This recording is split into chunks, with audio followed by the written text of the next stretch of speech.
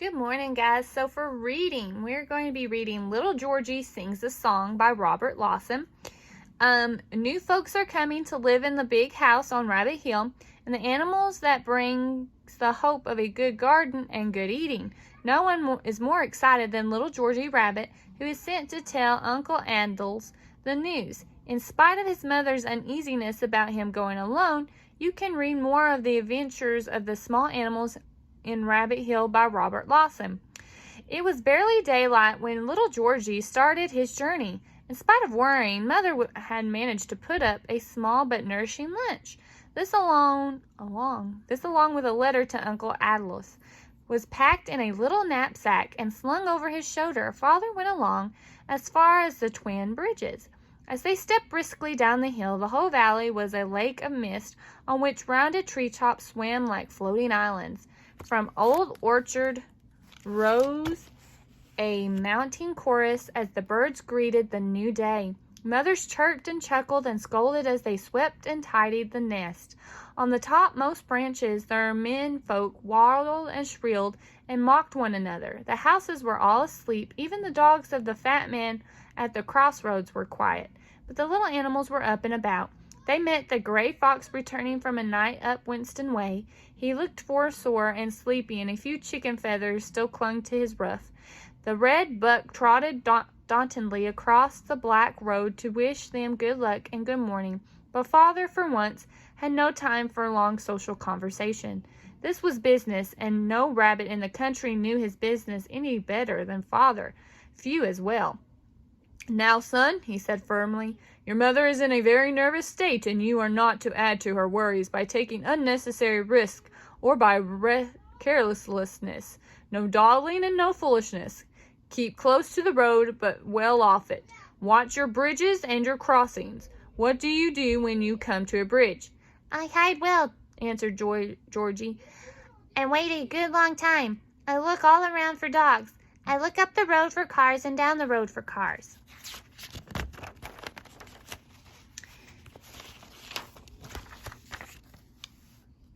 "When everything's clear, I run across fast. I hide again and look around to be sure I've not been seen. Then I go.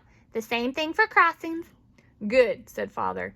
"Now recite your dogs." Little Georgie closed his eyes and dutifully recited, "Fat man at the crossroads, 2 Mongols, good hill road, Dalmatian, house on long hill, collie, noisy, no wind, Norfin church corner, police dog, stupid, no nose.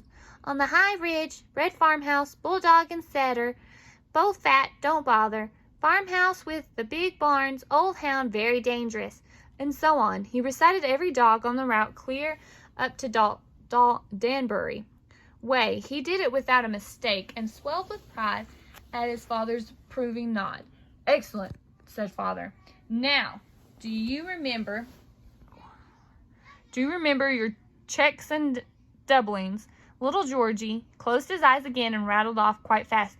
"Sharp right, double left, double right, dead stop and back flip, right jump, left jump, false trip, and briar drive."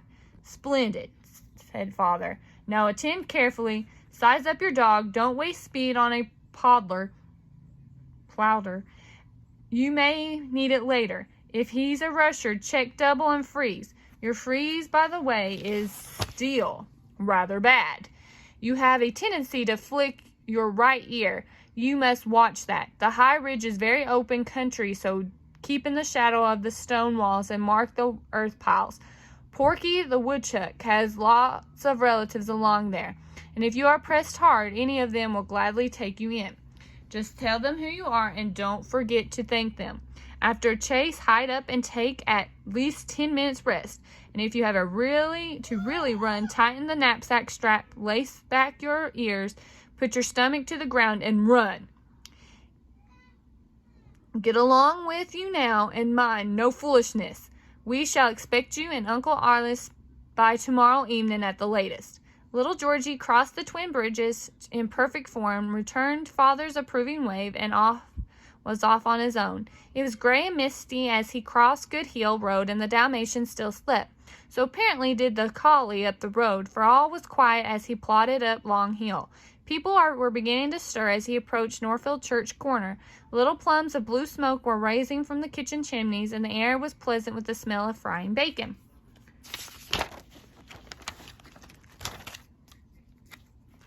As he expected, the police dog rushed him there, but he wasted little time on that affair, looping along the tantalizingly slowness until they were almost on an old fallen apple tree buried in briars.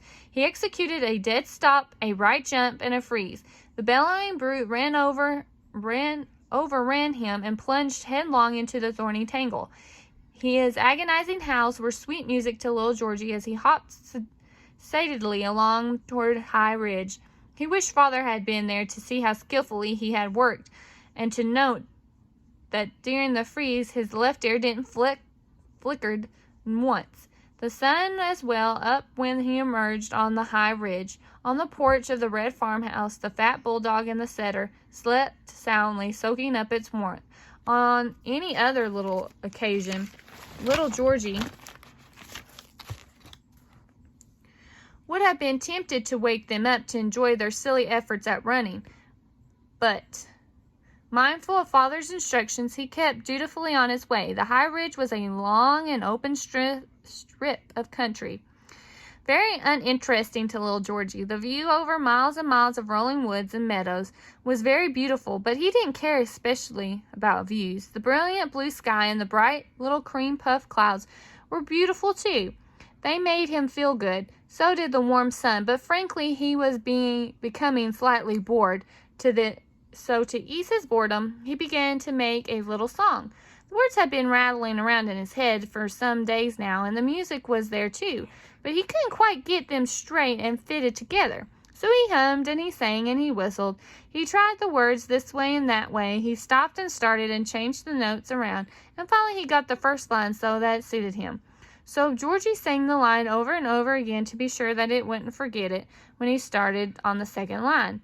It must have been this preoccupation with his song that made little Georgie careless and almost lead to his undoing. He scarcely noticed that he had passed the house with the big barns, and he was starting to sing his first line for the 47th time when he came to the roaring rush of the old hound right on his heels, so close that he could feel the hot breath.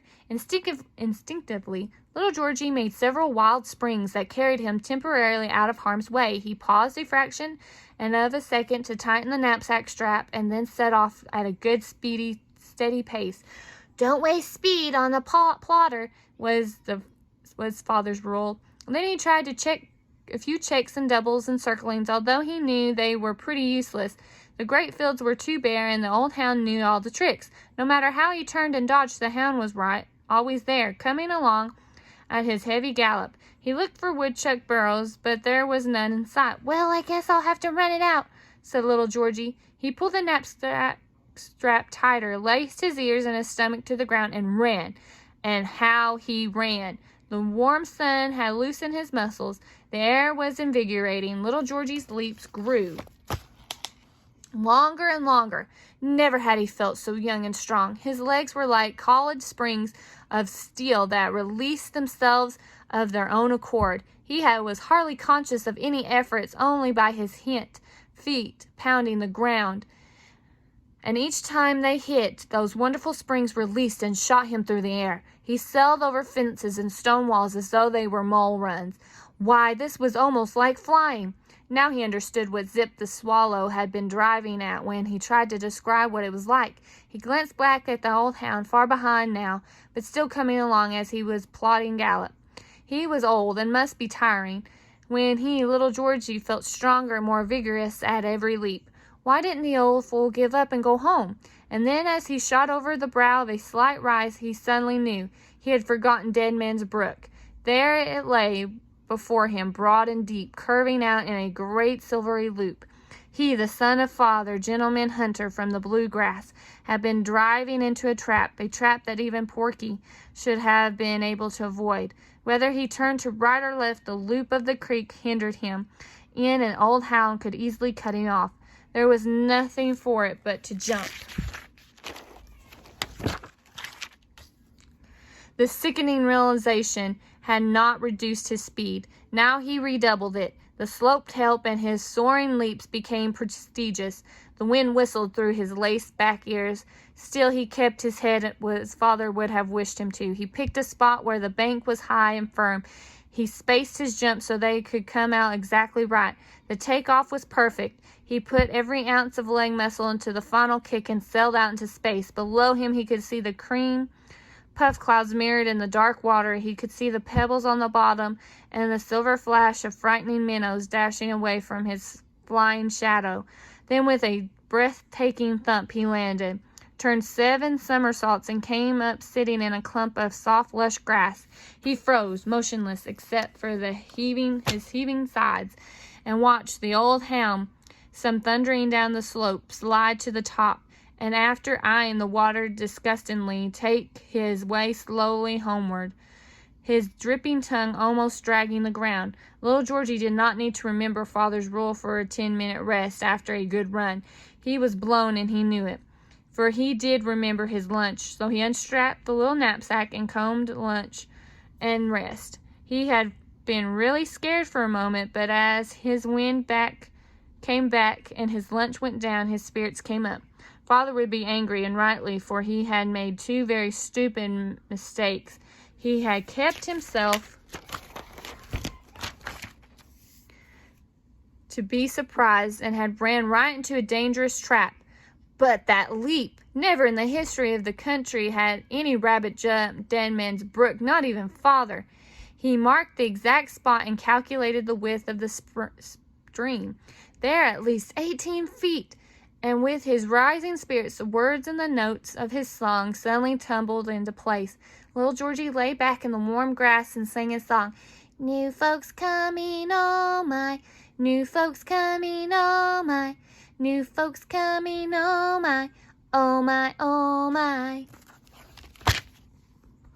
Okay.